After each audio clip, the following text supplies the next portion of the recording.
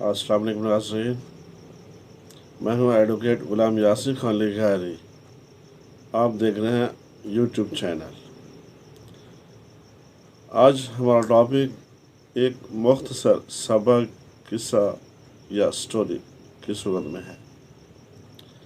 ایک مالک نے اپنے ملازم کو چند ہزار روپے دیے اور اسے ہدایت کی کہ انہیں 3 حصوں میں تقسیم کر کے لوگوں میں اس طرح تقسیم کریں کہ ایک حصے سے مجھے دنیا میں نفع ملے، جبکہ دوسرے حصے سے مجھے آخرت میں نفع ملے، اور آخری حصے سے مجھے نہ تو دنیا میں نفع ملے اور نہ ہی آخرت میں۔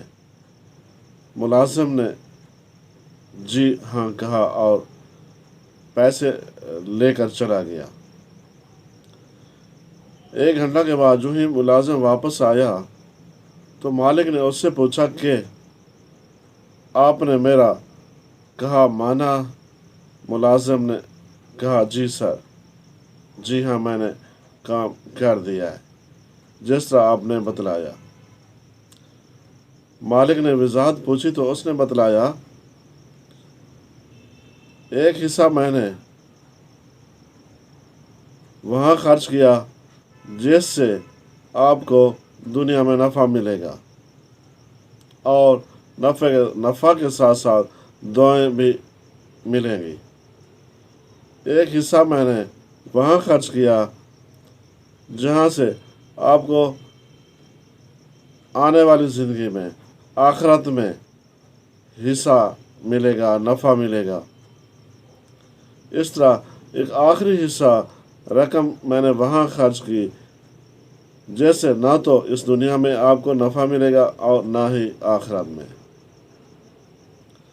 پھر یوں تفصیل بتلائی کہ آپ کے محلہ میں ایک نوجوان کی شادی تھی، میں وہاں شامل ہوا اور آپ کے دعا سلام عرض کیے اور اسے مبارکباد دی اور اسے 1/3 حصہ رقم بطور سلامی دی، جس سے وہ بہت خوش ہوا اور آپ کو دعائیں بھی دینے لگا۔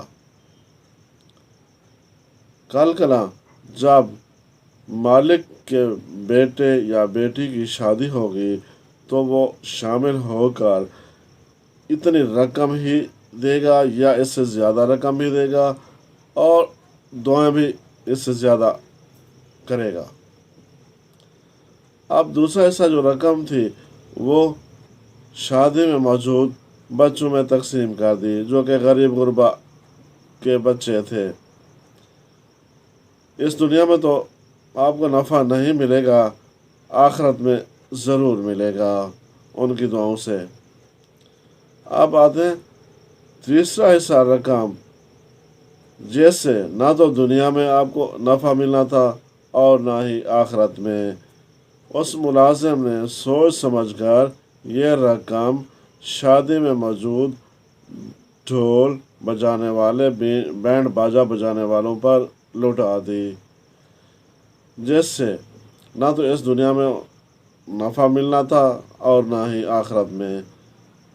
اس سے سبق ملتا ہے کہ آپ کو اپنی رقم سوچ سمجھ کر کاموں میں لگانی چاہیے کہ دنیا میں بھی آپ کو نفع ملے اور آخرت میں بھی۔ تب تک کے لیے اتنا ہی کافی۔ اللہ حافظ۔